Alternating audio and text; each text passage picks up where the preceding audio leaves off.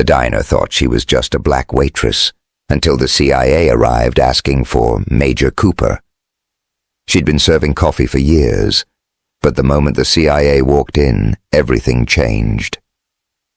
"Where's Major Cooper?" they demanded. What would they do when they found out? "Before we jump back in, tell us where you're watching from. And if this story touches you, make sure you're subscribed, because tomorrow I've saved something extra special for you. Now, let's continue." The overhead neon of Dixie Dawn Diner buzzed with that particular frequency that meant the graveyard shift had officially begun. Mile marker 42 off I-75, where Georgia pine pressed dark against the windows, and the only lights for miles were the red and white glow of the 24-hour sign. Tia Jackson twisted her locks into a low ponytail, tucking the strands tight against her scalp with practiced efficiency. The faint scar behind her hairline disappeared beneath the pulled hair, a bullet graze no bigger than a fingernail. She adjusted her order pad in her apron pocket and kept her eyes down as she walked past the kitchen pass-through. Hank Reynolds stood near the grill flipping hash browns with military precision. He was 58, ex-Marine turned short-order king, with silver stubble and the kind of watchful silence that came from 2 tours in Fallujah and 30 years of never being surprised. "You're the transfer from where was it?" His tone carried the weight of someone who already knew the answer but wanted to hear it confirmed. "Little diner outside Atlanta, mom and pop place." Tia's voice was steady, neutral. She didn't elaborate. 6 weeks in and I'm already putting you on solo counter duty." Hank shook his head slightly. "Must be more competent than you look." Lila Brooks, the night cook with sharp eyes and sharper instincts, glanced up from prepping burger patties. She was 34, with box braids pulled into a high bun and the kind of observational skills that made her dangerous to dismiss. That's Hank's version of a compliment. Tia said nothing. She studied the shift board. Counter service, booths 1 through 6, door monitoring. Dale Harper's usual spot was marked for booth 3. "Martinez, counter's yours. Dale's booth, front door. Should be straightforward enough even for, well." He didn't finish. He didn't need to. "I can handle more complex stations," Tia said quietly. Hank's eyebrows rose slightly. "I'm sure you can, but we follow the rotation here. Martinez, new girls don't jump the line because they're eager." Tia moved toward the coffee station. Lila fell into step beside her. "Don't take it personally. Hank treats everyone like that for the first 6 months. Good, because counter duty is actually perfect for your first solo night." Lila grabbed a fresh filter. "What's your background anyway? Your resume was pretty thin." Tia filled the coffee pot with methodical precision, each motion economical and automatic. Worked food service in Atlanta for a few years. Needed a change. Food service. Lila's tone suggested she was filing that information away. That's vague. The break room fell into comfortable silence as both women prepped. Tia's hands moved with economy, no wasted motion. Lila noticed. Her eyes lingered on Tia's hands for a moment longer than casual observation required. They entered the main dining floor at 11:38 p.m. Dale Harper sat in booth 3, exactly as expected. Mid-40s, beer gut testing his flannel shirt, cocky grin already in place. "There's my favorite server," Dale called out. "Thought you forgot about me." Tia approached with the coffee pot. "Regular, Dale. Black, 2 sugars on the side." She poured and moved to check the other booths. An elderly couple in booth 1, a lone businessman in booth 5, and in booth 6, a new face. Male, early 40s. Thick beard, nervous eyes that tracked to the door every 15 seconds. His left hand never left his jacket pocket. Something was wrong. The pattern was off. The micro-expressions, the way he'd chosen the booth with sight lines to both exits.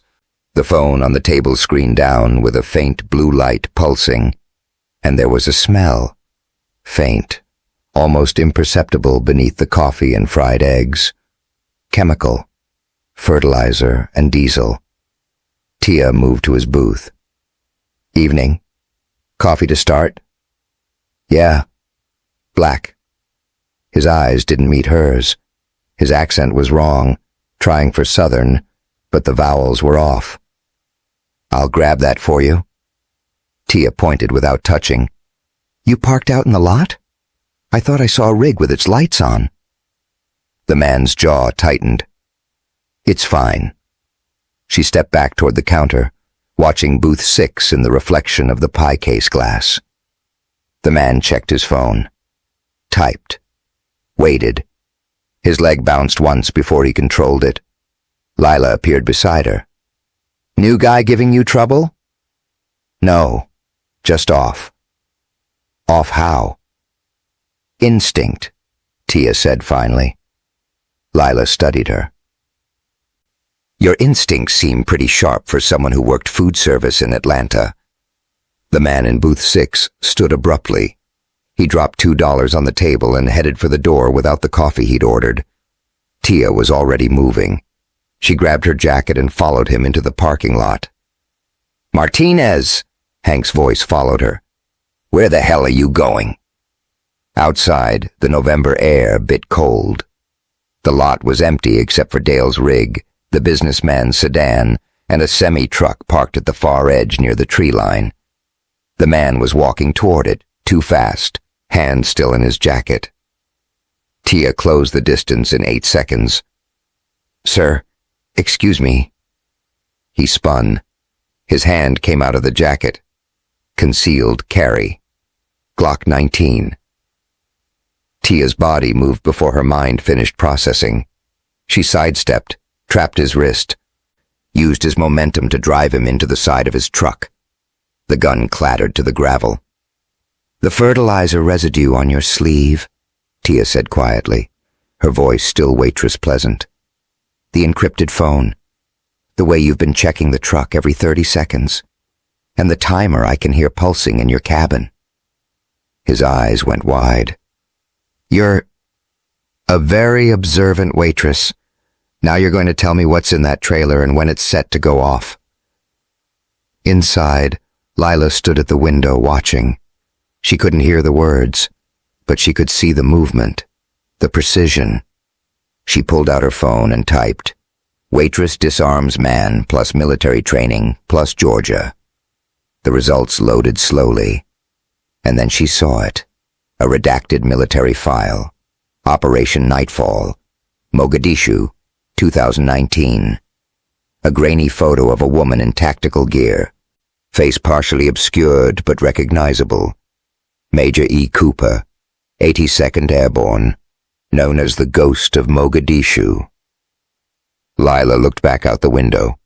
Tia had the man zip-tied now and was walking him toward the dumpsters. Hank, Lila called out, her voice carefully controlled. I think we need to talk about our new waitress. If you want to see what Major Cooper does when the timer starts ticking, and the CIA comes looking for a ghost who is supposed to stay buried, make sure you subscribe to this channel, because what happens in the next few minutes will change everything. Where are you watching from? The man's name was Derek Voss. At least, that's what his license said. Tia kept him behind the dumpster, back pressed to the metal, zip tie tight enough to matter. The cargo. What is it? I don't know what you... She tapped the residue on his sleeve. Ammonium nitrate, mixed with diesel fuel. That's from handling the mixture directly. Her voice stayed level, conversational. So either you're the bomb maker or you're the delivery driver. Either way, you know what's in that truck. Derek's breathing picked up. You're a cop. Someone who's seen this before. Kandahar, Mosul, Mogadishu. The pattern's the same everywhere. Soft target, remote location. Timer set for maximum casualties during the rush. She leaned closer. When does it go off? Derek swallowed hard. 6 a.m., highway morning traffic. Where's the trigger? Cell phone, in the cab, wired to the payload. He paused. The broker in Atlanta said this route was clean. Tia's jaw tightened at the mention of Atlanta. She filed it away. The broker have a name? Derek shook his head, terrified. Tia pulled out her phone and dialed. Not 911. A different number. One she hadn't called in 3 years. It rang twice. Georgia State Police, dispatch. Anonymous tip. Semi-truck, Georgia plates Victor Tango 7429er. Parked at Dixie Dawn Diner. Mile marker 42, I-75 southbound. Suspected VBIED. Timer activated. Advise bomb squad and hazmat. She hung up before dispatch could ask questions. Derek stared at her. Who the hell are you? Tia didn't answer. She checked the zip tie and stood. Her hands were shaking now just slightly, the adrenaline catching up. Before she could walk away, Hank's voice crackled through the radio clipped to her apron. Martinez, you need to get back inside. Now. She couldn't. Not yet. Not with 2,000 pounds of explosives sitting 50 feet from the diner. Not when she'd seen this exact scenario play out in 3 different countries, when she'd watched good people die because someone assumed the threat was contained. Tia approached the semi's cabin. The door was unlocked. Inside, exactly as Derek described, a cell phone was wired to a crude but functional trigger mechanism. She grabbed wire cutters from her apron pocket, the ones she'd borrowed from the kitchen tool drawer last week, and forgot to return. She studied the circuit for 30 seconds, identifying the primary and backup triggers. One wrong cut, and the whole lot would go up. Her hands steadied. This part she knew. This part was muscle memory from a life she'd tried to bury.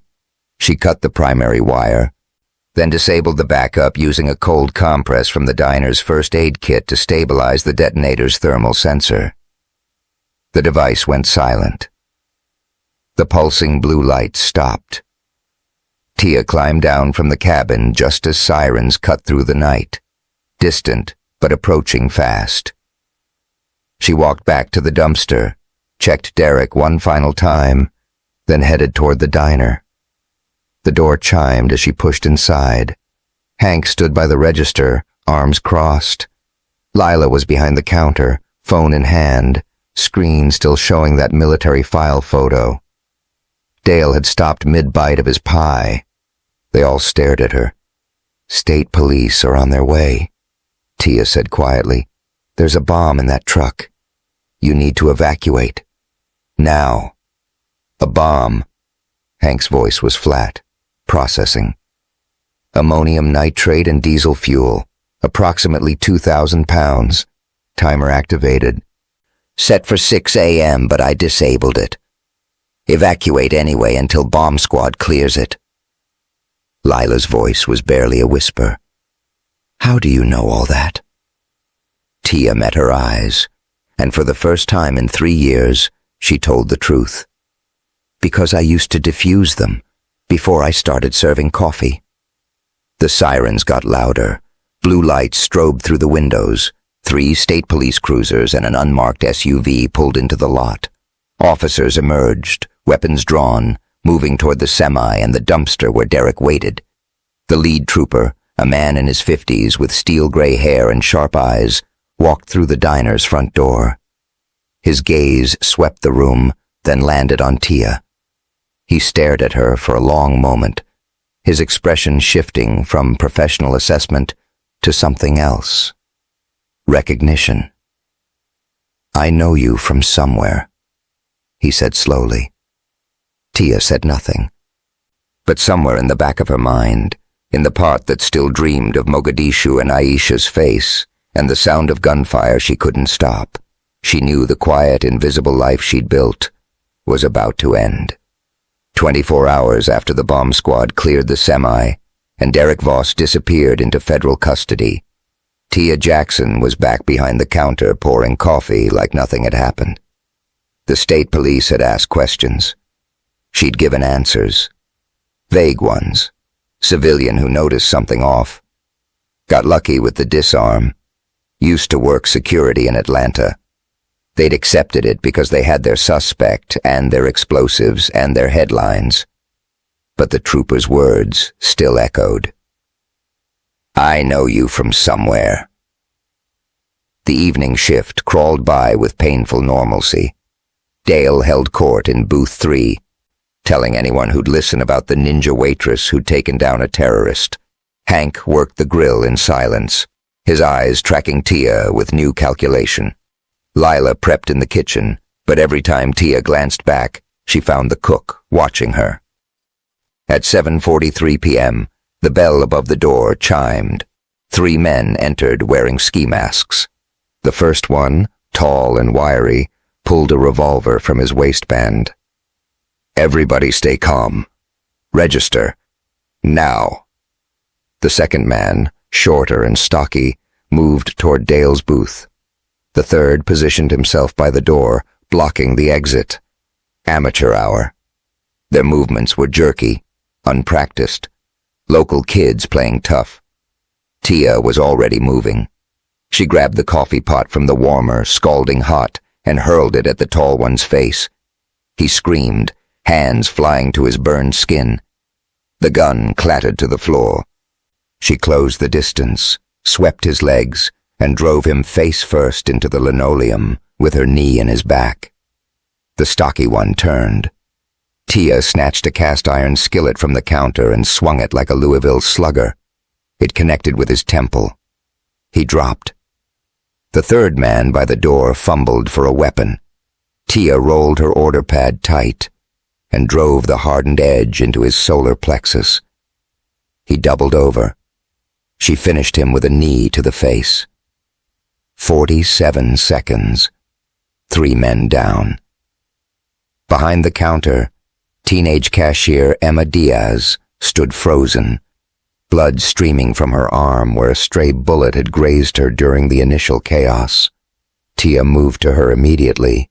Emma, look at me. You're okay. It's just a graze. She grabbed a belt from one of the downed robbers, fashioned a tourniquet above the wound with practiced efficiency, and kept her voice calm and steady. Breathe with me. In through your nose, out through your mouth. You're doing great. Emma's breathing slowed. The panic in her eyes receded. How did you... Just breathe. Holy hell! Dale's voice cut through the moment. He was standing in his booth, phone out, filming. Did you see that? Did everyone see that? Dale! Tia's voice went cold. Delete that, now! Are you kidding? This is incredible. You just... Delete it, now! Dale lowered the phone, his bravado faltering under her stare. Okay. Deleted. He made a show of hitting buttons. See? Gone. All copies. Yeah, all of them. But his eyes shifted. Just for a second. Tia crossed to him in 3 strides. You airdropped it already, didn't you? Dale's silence was confirmation enough. How many people? Just a couple buddies. They won't. They'll post it. You know they will. Dale had the decency to look uncomfortable. Maybe. Sirens approached for the second time in 2 days. Tia returned to Emma, checking the tourniquet, keeping the girl calm while her mind raced through contingencies. The video would spread, not nationally probably, but locally, enough for people to start asking questions, enough for the wrong people to start paying attention. Within 3 hours, Dale's prediction proved accurate. The video went semi-viral. Local Facebook groups, Twitter threads, Reddit's justice served. The comments ranged from impressed to suspicious. Who is this woman? Former military? That's not normal self-defense training. Someone find out her name. Lila watched the spiral from her phone during her break. She'd already run the searches. The pieces were fitting together too cleanly to ignore. She opened a new browser tab and typed carefully. Waitress disarms robbers, plus Georgia, plus military training. The results loaded. News articles about the diner incident. Then, buried on the 3rd page, a link to a partially redacted military forum. Someone had screenshotted a classified file. Operation Nightfall, Mogadishu, 2019, Major E. Cooper, 82nd Airborne Special Operations. The photo was grainy, face partially obscured by tactical gear and shadow, but the eyes were unmistakable, the same eyes that poured coffee with mechanical precision. The same eyes that had disarmed Derek Voss like he was made of paper. Lila read the file text. Multiple successful extractions. High-value asset recovery. Incident report flagged. Insider intelligence leak led to asset compromise. Operator discharged following classified inquiry. She screenshotted the page before it could disappear and walked toward the walk-in freezer where Tia was inventorying supplies. Tia looked up as Lila entered and closed the heavy door behind them. The temperature dropped 20 degrees. Their breath fogged in the air. "You're the ghost of Mogadishu, aren't you?" Lila held up her phone, showing the screenshot. Tia's expression didn't change, but something shifted behind her eyes, a wall coming down, or maybe going up. "Some ghosts should stay buried, Lila. That's not a denial. It's not a confirmation either." Lila stepped closer. "I'm not trying to expose you. I'm trying to understand. That thing you did with the robbers, that wasn't lucky. That was training. Elite training." She paused. "Why are you here? Why are you serving coffee in the middle of nowhere?" Tia said nothing for a long moment, then quietly, "Because the alternative was living with what I saw, what I did, what I failed to do." She met Lila's eyes. "And because nobody looks twice at a waitress. Until they do. Until they do." The freezer fell silent, except for the hum of the compressor. Lila pocketed her phone. "Your secret's safe with me, but that video's out there now. Other people are going to start connecting dots." "I know. So what are you going to do?" "What I always do. Keep moving forward." Lila nodded slowly and pushed open the freezer door. "For what it's worth, I'm glad you're here. You saved Emma's life tonight, and probably ours too." Tia didn't respond. She watched Lila leave, then returned to counting inventory with shaking hands. 2 days later, the rainstorm hit. Not the gentle Georgia drizzle that misted the pines, but a violent downpour that turned the highway into a river and the parking lot into a lake. The diner became an island of light in the darkness. At 9:15 p.m., a man burst through the door, soaked to the bone and shaking. He was in his 40s, lean, with the kind of nervous energy that came from looking over your shoulder too long. He took a booth near the back and kept checking his phone. Tia approached with a menu and coffee pot. "Rough night to be out?" "Yeah." He didn't look up. "Pie's fresh. Apple or pecan?" "Apple." His voice was tight, controlled. Then as she turned to leave, he spoke again. Barely a whisper. "Major Cooper. Sanaa. 2018. You pulled me out." Tia froze. The coffee pot trembled in her hand. She looked at him, really looked, and recognition hit like a fist to the gut. Jamal Reed. Asset extraction. Yemen operation. She'd gotten him out of a compromised safe house with hostile forces closing in from 3 sides. "Storage room. Now." She kept her voice level, but her pulse hammered. Jamal followed her through the kitchen to the storage room. Tia closed the door. "You shouldn't be here. You shouldn't even know I'm here. I didn't have a choice." Jamal's hands were shaking. "The same network that betrayed Mogadishu. They've activated a sleeper cell. Tonight. They're targeting the I-75 corridor. Multiple IEDs and parked vehicles. Morning rush hour." The words landed like blows. "How do you know?" "Because I'm back in. Deep cover. They reactivated me 6 months ago." Jamal pulled an encrypted phone from his jacket. I've been feeding intel to Langley, but there's a problem. Your old handler, Victor Sokolov. He was the leak, Cooper. He's the one who sold out Mogadishu. He's the one who got Aisha killed. Tia's world tilted. Victor, the man who'd run her ops for 3 years, who'd sat across from her in dusty command posts and told her she was doing good work, saving lives. He'd been the betrayer all along. I left Aisha behind because of bad intel. Her voice cracked. She died because I trusted him. You didn't know. None of us did. He was selling to the highest bidder for years. 7 operations compromised, dozens of assets burned. Jamal pressed the phone into her hands. This is the cell's frequency. They don't know I flipped again. But they're going active in 90 minutes.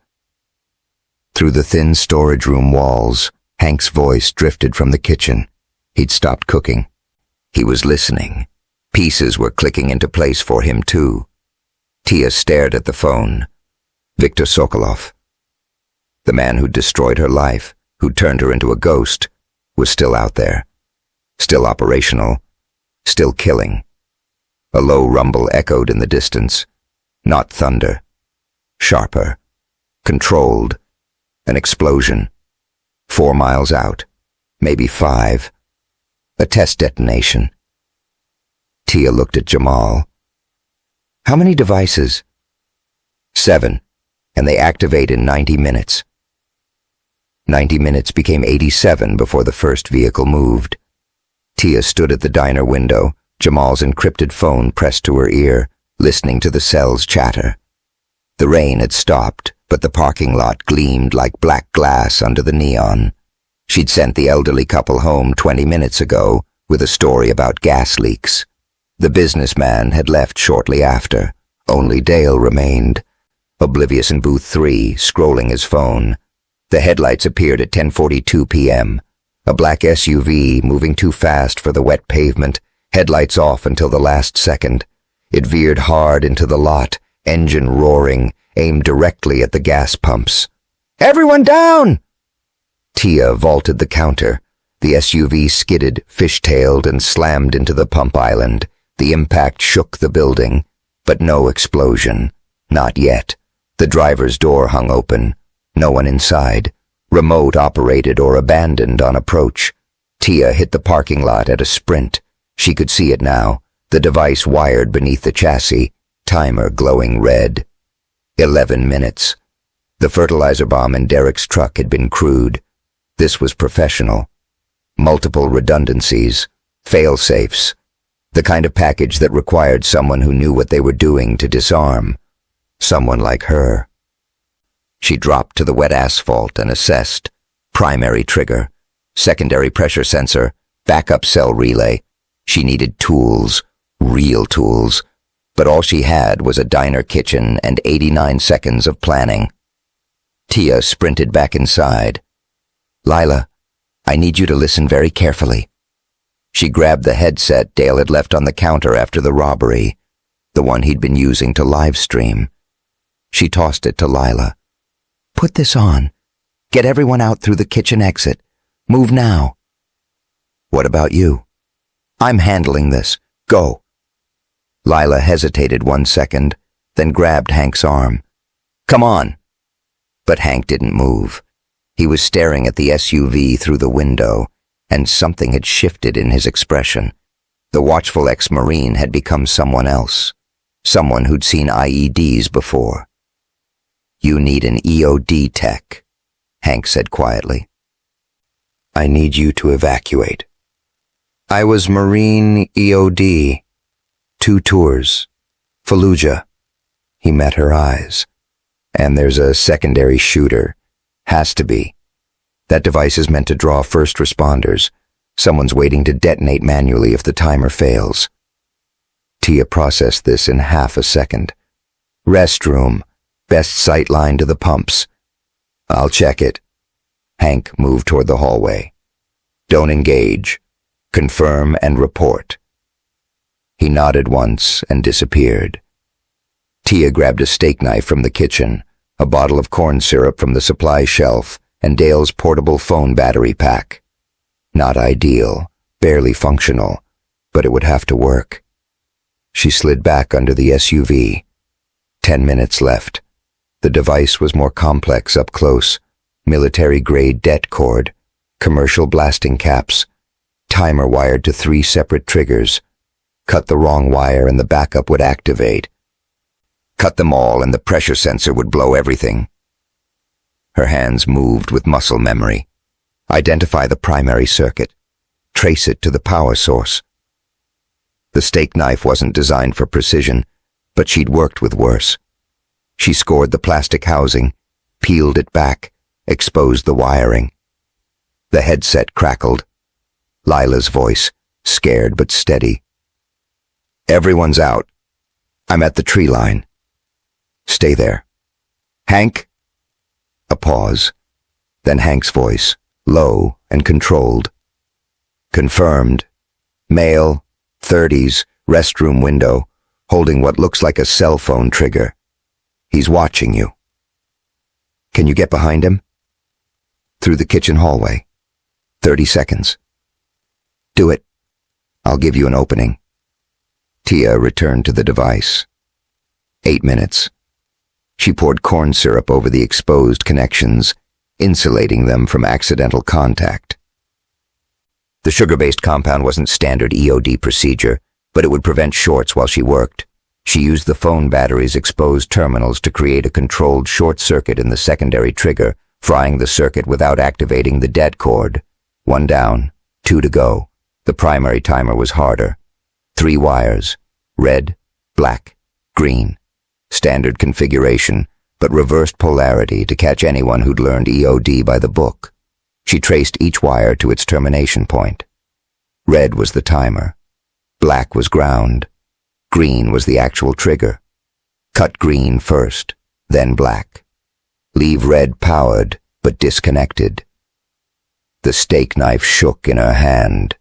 Not from fear, from the adrenaline that came after fear, when the body realized it might survive.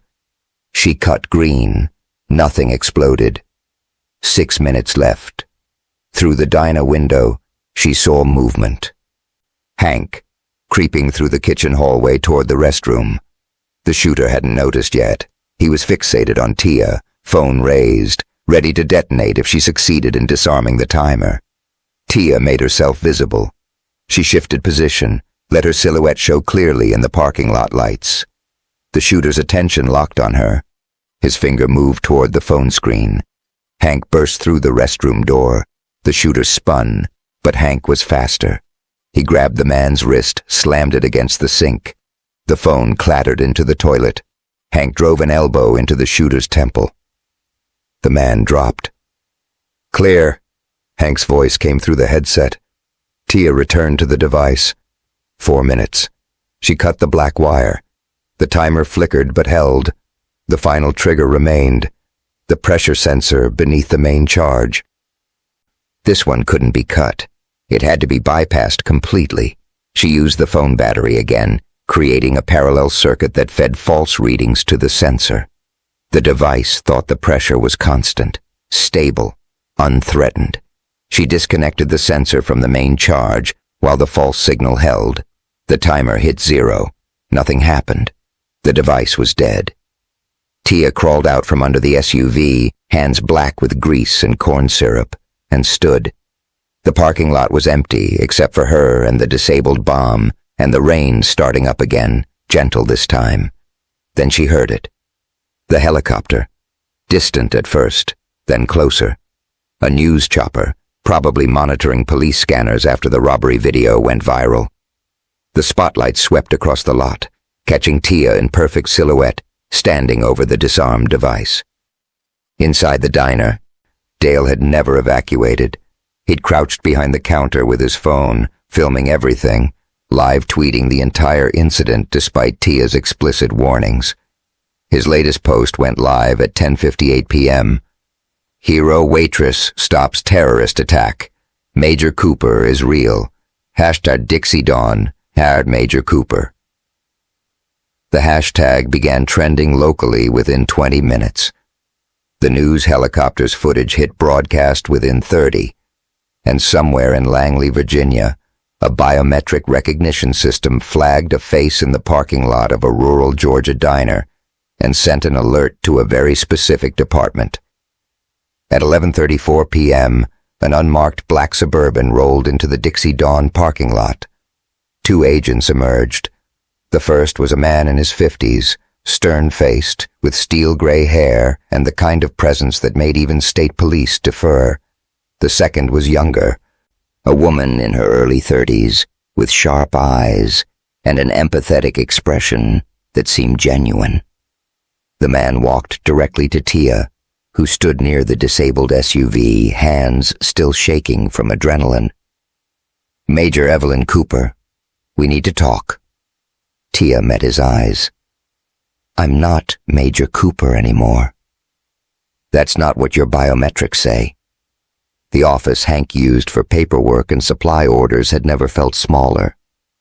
Agent Ford, the stern one, sat across the desk from Tia. Agent Vega, the younger one, stood by the door, tablet in hand. Hank, Lila, and Jamal crowded into the remaining space, silent witnesses. "Your separation was never fully processed," Ford said without preamble. "Administrative hold, pending investigation into Operation Nightfall." "I discharged myself." "You disappeared. There's a difference." Ford opened a folder. "Your biometrics pinged the moment that news footage hit the wire.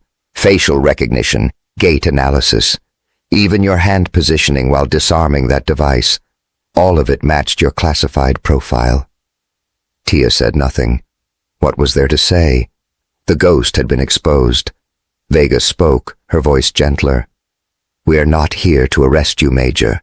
We're here because new information came to light 3 months ago, information that changes everything." Ford slid a file across the desk. Declassified, stamped with today's date. "Viktor Sokolov, your handler in Mogadishu. He was a double agent, selling intelligence to hostile actors for 4 years before we caught him." The words didn't land at first. They bounced off the armor Tia had built.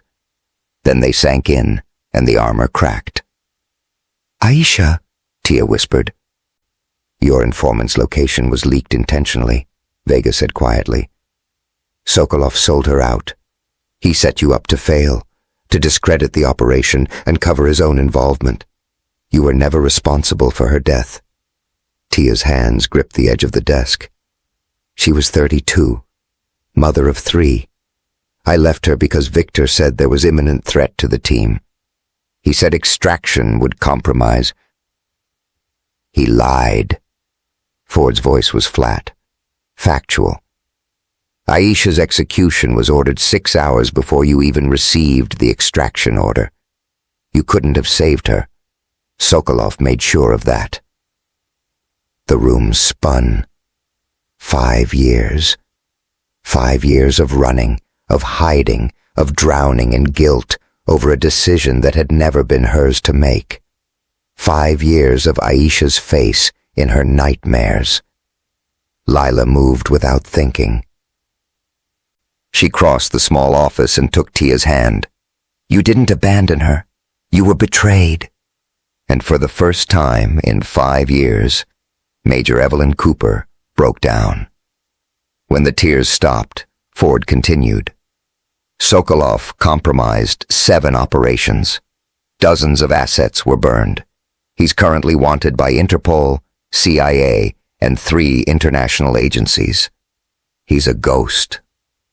"Not for long," Tia said quietly. Ford almost smiled. "That's actually why we're here. We want you back, not in the field, as senior advisory.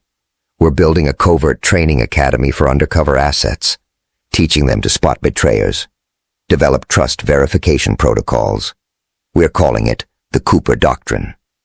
Vega pulled up files on her tablet. "You'd direct training, review operations, mentor the next generation. Make sure what happened to you never happens to anyone else. And if I say no, then you sign full separation papers, we clear your record, and you go back to pouring coffee." Ford leaned forward. "But we both know you won't." because you didn't spend 5 years hiding just to keep hiding. Tia looked at Hank, who nodded once, at Lila, who squeezed her hand, at Jamal, who'd risked everything to warn her, then back at Ford. I want full operational transparency, no classified holds, no administrative black holes. If I'm teaching people to spot betrayers, I need to know the agency won't become one. Done. And I want to consult on the Sokolov hunt. Ford hesitated, then nodded. Agreed. Tia signed the papers, both sets, full separation from her old life, full commitment to the new one. When she stood, she wasn't Major Cooper anymore, but she wasn't Tia Jackson either. She was something else, someone who'd been buried and betrayed and had clawed her way back to the surface. She walked out of Hank's office, through the diner, and into the parking lot where the SUV still sat disabled by the gas pumps. The news helicopters were gone. The state police had cordoned off the area. But no one stopped her as she walked to her car, still wearing her waitress uniform, and changed into civilian clothes from her go-bag in the trunk. She looked back at the diner once. The neon sign flickered. Dixie Dawn, 24 hours. She'd served coffee there for 6 weeks and stopped 2 attacks and watched her cover disintegrate. Then she looked forward, toward Atlanta, toward the academy that didn't exist yet, but would, toward a future that wasn't about hiding anymore. 3 months later. 3 months later, the Cooper Covert Academy occupied a converted warehouse on the outskirts of Atlanta, tucked between an industrial park and a stretch of pine forest that provided natural cover. The building looked unremarkable from the outside. Faded brick, rolling steel doors, a small sign that read, Consolidated Training Solutions. Nothing that would draw attention. Inside was different. 20 trainees stood in formation on the main floor, a mix of ex-operatives trying to reintegrate, undercover assets learning to survive, local law enforcement officers seeking advanced skills, and intelligence analysts who'd spent their careers behind desks and needed field training. They ranged from 24 to 52 years old, different backgrounds, different skill levels, all of them hand-picked. Tia stood before them in tactical pants and a plain black shirt, no longer hiding behind a waitress uniform. Most of you know my story by now. Major Evelyn Cooper, the ghost of Mogadishu, 12 Black Ops missions, 47 successful extractions. She paused. And 1 catastrophic failure that cost an innocent woman her life, because I trusted the wrong person. The trainees listened in silence. That's why you're here. Not to learn how to shoot better or run faster. You're here to learn how to see what others miss, how to spot the threat in the ordinary, how to recognize betrayal before it kills you or the people you're sworn to protect. She gestured to the training floor behind her, divided into different sections. This isn't traditional tactical training. This is survival in the gray space where most operations actually happen. She walked to the first section, a mock diner complete with booths, a counter, and kitchen equipment. Diner scenarios. You'll learn threat assessment in civilian settings, how to spot concealed weapons, how to read micro-expressions, how to identify encrypted communication patterns. She moved to the next section, a chemistry lab setup. Scent detection, explosive residue, chemical weapons. Your nose can save your life if you train it properly. The third section displayed everyday objects, coffee pots, skillets, order pads, belts. Improvised weapons. When you're undercover, you don't have your service weapon. You have whatever's in reach. You'll learn to see every object as a potential tool. The final section was a classroom with monitors and workstations. Betrayal indicators. This is the most important module. We'll study communication patterns, financial irregularities, behavioral changes, everything that marks someone as compromised before they can do damage. A hand rose from the formation. Sarah Kim, 28, CIA analyst with 3 years at Langley and 0 field experience. She was short, nervous, constantly adjusting her glasses. What if we're not combat operatives? What if we're just analysts? Then you're exactly who needs to be here, Tia said. Most betrayals aren't caught by operatives in the field. They're caught by analysts who notice patterns, who trust their instincts, who speak up even when no one wants to listen. Sarah lowered her hand, not quite convinced. Tia continued. Your instructors know this world because they've lived it. Jamal Reed will handle field instruction. He's been an asset in 3 different regions and survived 2 compromised operations. If anyone knows how to stay alive under cover, it's him. Jamal stood near the diner section, arms crossed, watching the trainees with the same nervous energy he'd had at the diner. But there was confidence there now, too. Purpose. Lila Brooks handles signals intelligence, Tia continued. She's not former agency. She's a civilian who learned to read patterns because her survival depended on it. She'll teach you how to monitor communications, how to spot encrypted chatter, how to use open-source intelligence. Lila waved from the computer station, her box braids now cut shorter, professional. And Hank Reynolds will guest lecture on EOD and improvised defusal.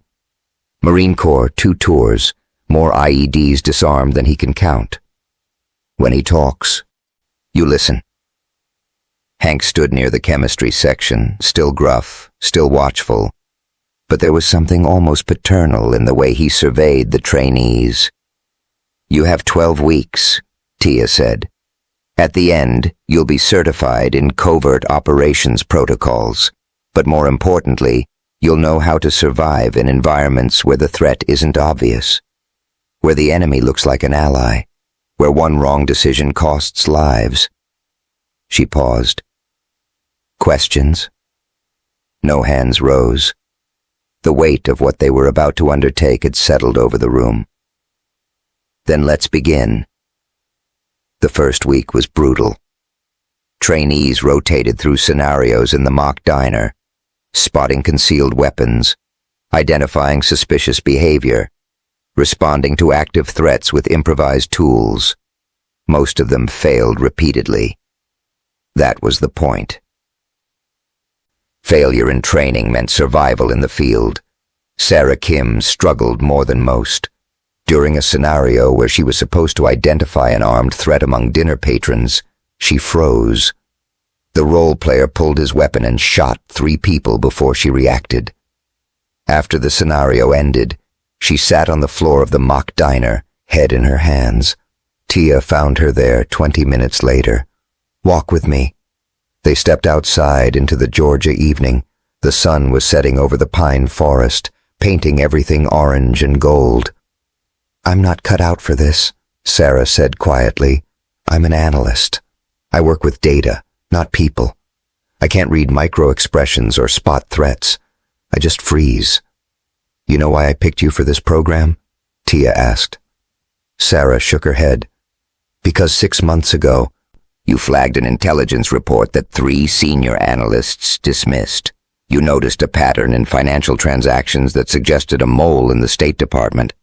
You were right, but no one listened because you were junior and quiet and didn't make noise. They still didn't listen. The investigation went nowhere.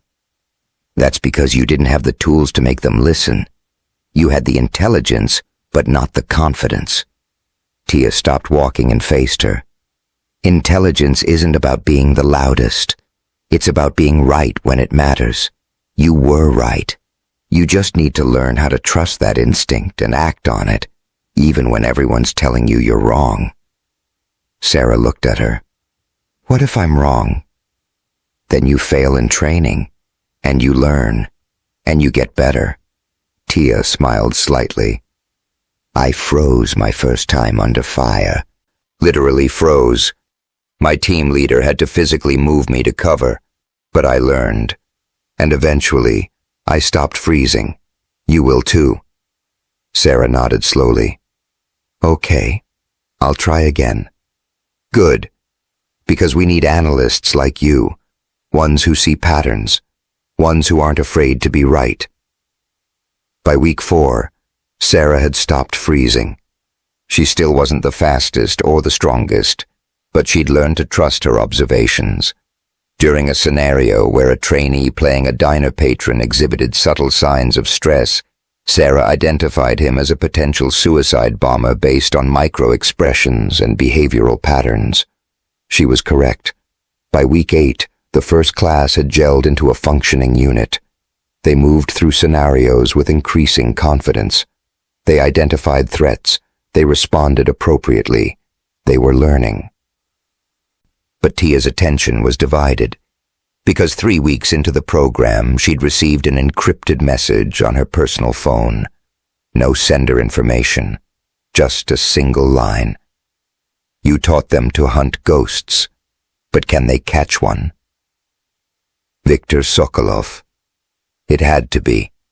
The phrasing was too deliberate, too personal.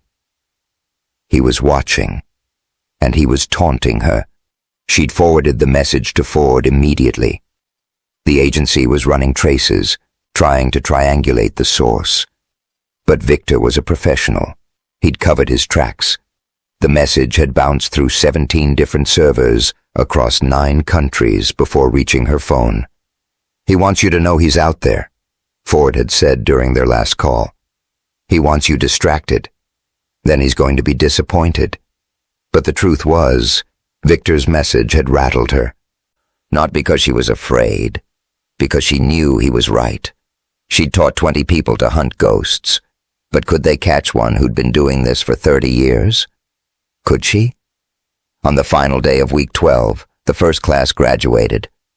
20 trainees who'd started nervous and uncertain now stood in formation, certified in covert operations protocols, ready to deploy, ready to survive. After the ceremony, Tia returned to her office and found an email waiting. No subject line. The sender was listed as Reed family. She opened it. A video file loaded. The footage was shaky, shot on someone's phone. Jamal's sister stood in a living room somewhere in suburban Virginia, holding a 7-year-old girl with dark curls and bright eyes. Major Cooper, Jamal's sister said to the camera, I wanted to thank you for saving my brother, twice now. Once in Sana'a and once in Georgia. Because of you, he's alive. Because of you, he's home. She paused, emotion thick in her voice. And because of you, we named our daughter after the bravest woman we've ever heard of. Say hello, Evelyn. The little girl waved shyly. Hi, Major Cooper. Uncle Jamal says you're a hero. The video ended. Tia sat alone in her office as evening light filtered through the blinds. Tears streamed down her face, but for the first time in 5 years, they weren't tears of guilt or grief. They were something else. Relief, purpose, the understanding that despite everything she'd lost, despite Aisha and Mogadishu and 3 years of hiding, something good had come from it. She'd saved Jamal. And through him, she'd given a little girl her name. A legacy that wasn't about the 47 extractions or the 12 missions, but about the lives she'd touched, the people who'd survived because of her. She wiped her eyes, closed the video, and pulled up the next training curriculum. Week 1 for the second class started in 2 days. 30 new trainees this time. The program was expanding. The Cooper Doctrine was spreading. Somewhere out there, Victor was watching, planning, waiting. But so was she. 6 months later, 6 months after the academy launched, the Cooper Doctrine wasn't just a training methodology anymore. It was policy. The FBI had adopted the Trust but Verify intelligence protocols for field operations. DHS integrated threat assessment scenarios into analyst training. 5 state police agencies sent officers through the Academy's civilian threat detection course. What had started in a converted warehouse was becoming standard practice across the intelligence community. The media loved the story. Former covert operative turned training director. the ghost of Mogadishu building the next generation of assets. They coined the term officially in a Washington Post profile. The Cooper Doctrine, when intelligence requires distrust. Tia hated the attention, but understood its value. Visibility meant legitimacy. Legitimacy meant funding. Funding meant she could train more people who might not end up betrayed and buried. The call came on a Tuesday morning while Tia was reviewing curriculum updates. Sarah Kim's name appeared on her phone. She'd graduated from the academy 4 months ago and returned to CIA before transferring to DHS as a junior analyst. Tia answered immediately. "Sarah, what's wrong? I need you to look at something." Sarah's voice was tight, controlled, professional. But underneath was the same uncertainty Tia had heard in the equipment room 6 months ago. "I've been tracking shipping manifests and communication patterns around Charleston port. There's a pattern. Encrypted traffic spiking at regular intervals, 3 cargo containers flagged by automated screening but cleared by manual review, personnel rotations that don't match standard protocols. What does your analysis say?" "Port bombing. High confidence. Timeline suggests within 72 hours. "What did your superiors say?" Silence. Then, "Low probability. Insufficient evidence. They said I'm seeing patterns that aren't there." Tia stood and walked to her office window. Below, trainees were running through a diner simulation. "Send me everything. I'll review it in the next hour." "Major, if I'm wrong about this..." "Then you're wrong, but at least you trusted your analysis. Send it." The files arrived 30 minutes later. Tia spread them across 3 monitors in her secure office. Shipping manifests, communication intercepts, personnel logs. She'd reviewed thousands of intelligence packets in her career. She knew what signal looked like buried in noise. Sarah was right. The pattern was there. Subtle, sophisticated, designed to look like normal port operations, but the timing was too precise. The personnel movements too coordinated. And the encrypted traffic, when run through the Academy's pattern recognition algorithms, matched known terrorist cell communication structures. Tia called Sarah back. "Your gut is data. Trust it. I'm backing your analysis. How much time do we have?" 4 hours, maybe less. The last communication burst suggests activation sequence. "I'm calling Ford. Get your team ready to move." Agent Ford answered on the first ring. "Cooper, what do you need?" "Joint operation. Charleston Port. Potential VBIED in cargo container. Timeline is 4 hours. I'm sending you an analyst's report that was dismissed by her chain of command. Read it and tell me I'm wrong." Ford was silent for 90 seconds. She could hear him reviewing the files in real time. This is solid work. Why was it dismissed? Because the analyst is junior grade and her supervisors don't trust pattern recognition over hard evidence. Their mistake. I'm activating a response team. Can you provide tactical support? Sending 2 academy instructors. Jamal Reed and former Marine EOD specialist Hank Reynolds. They know what to look for. Done. I'll coordinate with DHS. If this pans out, that analyst deserves recognition. She deserves to be listened to. Recognition is secondary. The operation intercepted the attack with 4 hours and 17 minutes to spare. The cargo container held 2,000 pounds of military-grade explosives wired to a sophisticated timer system.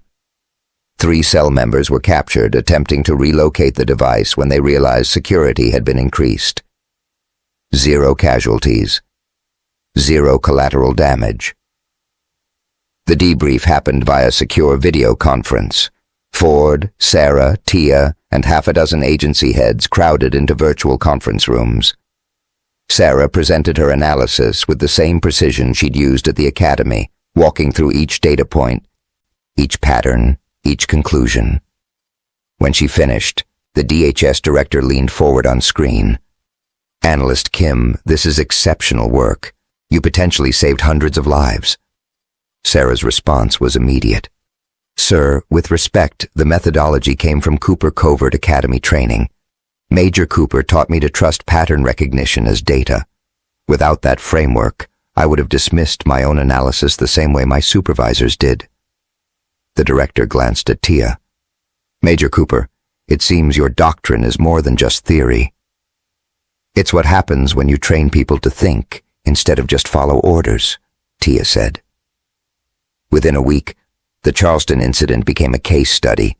National media covered it as validation of the Cooper doctrine. Sarah Kim was promoted to senior analyst and assigned to the DHS Threat Assessment Division. But more importantly, the intelligence community started taking pattern recognition seriously, started trusting analysts who saw things others missed. The international requests came next. Interpol wanted training exchange programs. MI6 sent a formal inquiry about adapting the curriculum for British intelligence assets. French DGSE, German BND, Israeli Mossad. Everyone wanted to learn how to spot betrayers before they struck. Tia accepted selectively, expanding the Academy's reach, but maintaining quality control. By month 9, she was running 3 concurrent programs: domestic intelligence training, international exchange, and a specialized course for assets who'd survived compromised operations. Then Victor moved. The intercepted chatter was fragmented, routed through so many proxies that tracing the source was nearly impossible. But the content was clear enough. Legacy strike. Cooper's Academy. Finish what Mogadishu started. Agent Vega brought the intelligence to Tia personally. He's planning something big. We think he's targeting the Academy directly. When? Unknown. Could be days, could be weeks. He's patient. He's also arrogant, Tia said. He wants me to know he's coming, wants me scared. Are you? I'm prepared. There's a difference. Security increased overnight. Background checks on all personnel were rerun. Communication monitoring was expanded. The Academy became a fortress that still looked like a warehouse. That's when Marcus Webb was flagged, former trainee, graduated 6 months ago, now working private security in Atlanta. His encrypted communications had started pinging the same patterns as Victor's known associates. Tia called him in personally. Marcus arrived with the confidence of someone who thought he'd gotten away with something. He was 29, former Army Ranger, skilled enough to pass academy training but never quite trustworthy enough for elite placement. Marcus, sit. He sat. What's this about? Your communications, the encrypted ones, to a network we've been tracking. His expression didn't change. Professional, controlled. I don't know what you're talking about. Viktor Sokolov recruited you. When? During training or after graduation? Now his expression shifted. Surprise, then calculation. He contacted me 3 months ago, said you'd betrayed operatives before, that you'd do it again, that the Academy was just another setup waiting to burn assets. And you believed him. He was convincing. He had files, evidence. Operations where you'd abandoned people. Operations he compromised. People he killed. Tia leaned forward. Victor is a double agent who's been selling intelligence for years. Every operation he told you I failed, he sabotaged. Every asset he said I abandoned, he betrayed. You've been played, Marcus. Or you're lying to cover yourself. That's possible, Tia acknowledged.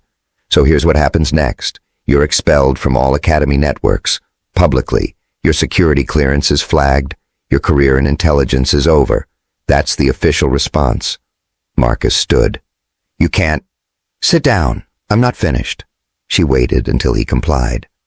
Unofficially, I'm going to feed you information, false intelligence about Academy operations, security protocols that don't exist, response plans that are fiction.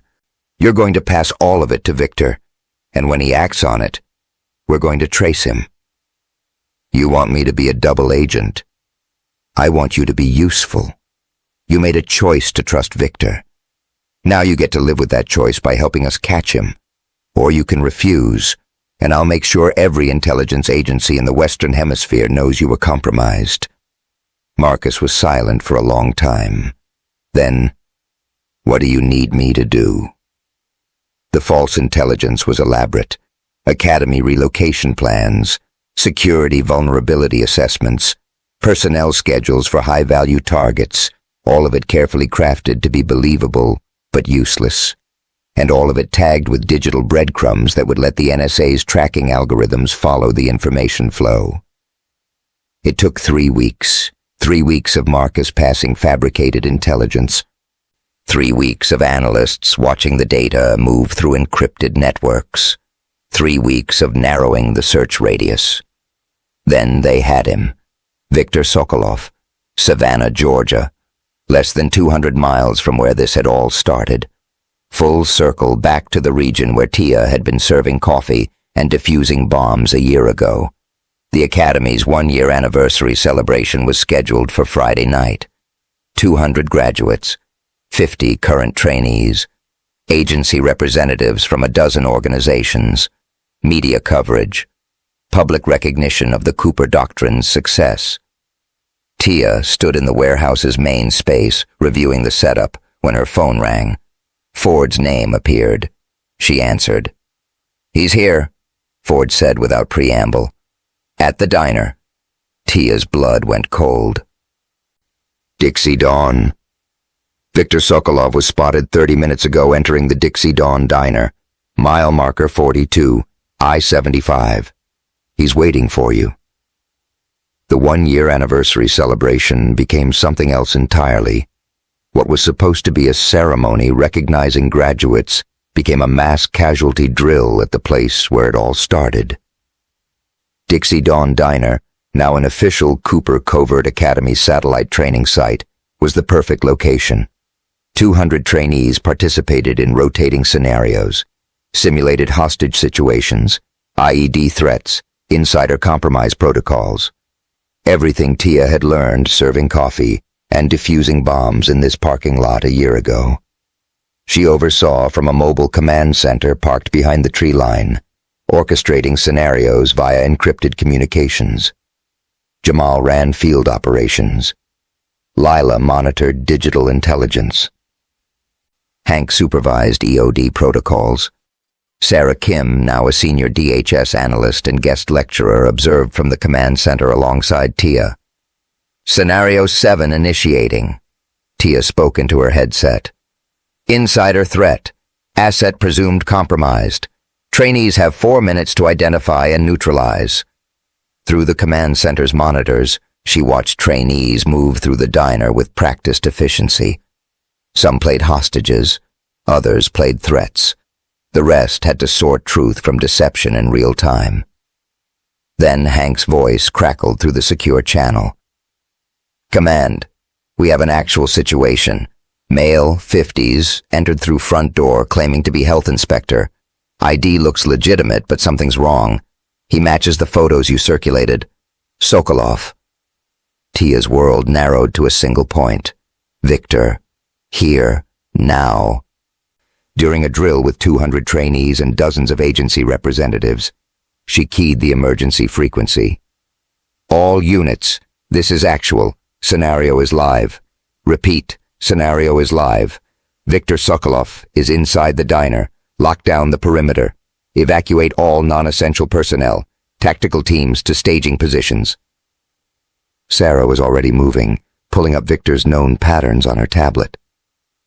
He wouldn't come here without an endgame. He's planning something. "Hank, can you get eyes on him without engaging?" "Negative. He's positioned himself at the counter. Clear sight lines to all exits. He's waiting for you." Tia stood. "I'm going in." "Major, that's exactly what he wants." "I know. Sarah, monitor all electronic signals. If he's wired anything, I need to know immediately." "Jamal, position teams outside, but do not breach without my signal. If this goes wrong, you contain it." "Understood." A chorus of confirmations came back. Tia checked her sidearm, adjusted her comm unit, and walked toward the diner. The same path she'd walked a year ago chasing Derek Voss into the parking lot. Full circle. The bell chimed as she entered. The diner looked different now. Academy training equipment in the corner, tactical whiteboards mounted on walls, but the counter was the same. The booths were the same. And sitting at the counter, exactly where Dale used to hold court, was Viktor Sokolov. He looked older than his photos, gray at the temples, lines around his eyes, but the same cold calculation in his expression, the same predatory patience. Major Cooper, or should I say, Director Cooper now. He gestured to the stool beside him. Please, sit. We have so much to discuss. Tia remained standing. You're under arrest for treason, espionage, and multiple counts of murder for hire. Federal agents have the building surrounded. I'm aware. I counted 6 sniper positions and 4 tactical teams. Impressive response time. Your training protocols are clearly effective. He sipped coffee that Hank must have poured before recognizing him. But if anyone moves, if anyone breaches this building, the device I've placed in the former bomb shelter beneath us will detonate. 2,000 pounds of fertilizer-based explosives, enough to level this building and kill everyone within a 100-meter radius. Tia's earpiece crackled. Sarah's voice, barely a whisper. Detecting encrypted signal. Dead man's switch configuration. He's not bluffing. Viktor smiled. Your analyst is good. Tell her I'm impressed. The signal is tied to my heartbeat. Kill me, and everyone dies.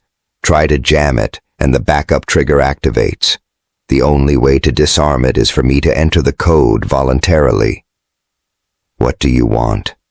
What I've always wanted. Recognition, legacy. You took everything from me, Cooper. My reputation, my network, my future in the intelligence community. I built relationships over decades, cultivated sources, ran operations, and you destroyed it all with your academy and your doctrine and your precious moral superiority. You sold out patriots for money, Tia said quietly. Aisha died because of you. Viktor's expression hardened. Aisha wasn't collateral damage. She was the target. She'd infiltrated the network deeper than we realized. She knew about the double agents, the money transfers, the compromised operations. She was going to expose everything. I had to eliminate her. You were just the scapegoat, the perfect cover story. The words hit like physical blows. Aisha hadn't died because of bad timing or bad intelligence. She died because she was effective, because she'd gotten too close to the truth, and Tia had been the weapon used to abandon her. You set me up. I utilized an asset. That's what handlers do. You were convenient, loyal, guilt-prone, perfect for taking the fall. Viktor leaned forward. And it worked beautifully until you decided to play hero in this godforsaken diner. Until you built your little academy and trained people to hunt for betrayers. Now my network is compromised. My buyers won't touch me. My legacy is ruined. In Tia's earpiece, Sarah's voice came through with controlled urgency. I've isolated his phone signal. Give me 2 minutes and I can remotely disable the dead man switch. Tia needed to buy time. She slid onto the stool beside Viktor, adopting a more relaxed posture. The Cooper Doctrine principle. Validate grievances, build rapport, create openings. You're right, Tia said. I did take your network, your reputation, your legacy. Viktor's eyes narrowed, suspicious of the agreement. You spent decades building something, Tia continued, and I dismantled it in a year. That must feel like betrayal, like everything you worked for was destroyed by someone who was supposed to be your asset. Don't patronize me. I'm not. I'm acknowledging that from your perspective, I'm the villain. You had a system that worked, profitable, sustainable, and I exposed it because I couldn't live with the guilt you designed me to carry. Victor studied her. You think you can talk me down? Use your training methodology on me? I think we both know how this ends. Either you detonate and kill everyone, accomplishing nothing except adding mass murder to your charges, or you surrender and spend the rest of your life in a federal prison. Either way, your legacy is finished. Tia paused. But there's a third option. You give me the code, surrender peacefully, and I make sure everyone knows the truth about what you built. The decades of successful operations before you started selling out. The assets you saved before you started betraying them. Your complete story, not just the ending. Why would you do that? Because understanding how good handlers become bad ones helps prevent the next betrayal. Your story, told completely, becomes part of the doctrine. You get to be remembered for more than just treason. Victor's hand moved toward his phone, Sarah's voice in Tia's ear. 10 seconds. And if I refuse? Then you're just another traitor who died accomplishing nothing. 5 seconds. Victor's fingers hovered over the phone screen. Tia watched his eyes, reading the micro-expressions. Pride warring with pragmatism. Legacy versus suicide. Signal disabled, Sarah breathed. Dead man switch is dead. Tia moved. She grabbed Victor's wrist, twisted, and drove him face first into the counter. The phone clattered away.